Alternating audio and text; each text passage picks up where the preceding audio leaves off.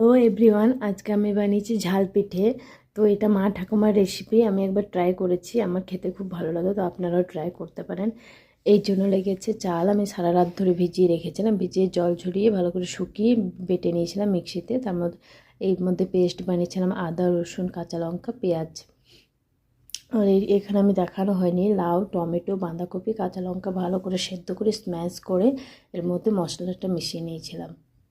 মশলা মিশিয়ে নেওয়ার পর আমি এখানে হলুদ গুঁড়ো, জিরে গুঁড়ো আর ধনে গুঁড়ো, লঙ্কা গুঁড়ো, একটুখানি হলুদ, ধনে পাতা, চালের গুঁড়োটা মিশিয়ে নিয়েছিলাম ভালো করে।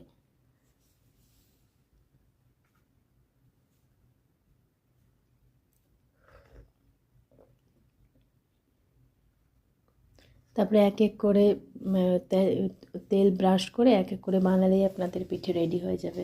খেতে অসাধারণ লাগে ঝাল ঝাল পিঠে। একবার ট্রাই করবেন, আর যদি আমার রেসিপি ভালো লেগে থাকে লাইক শেয়ার করবেন। টাটা।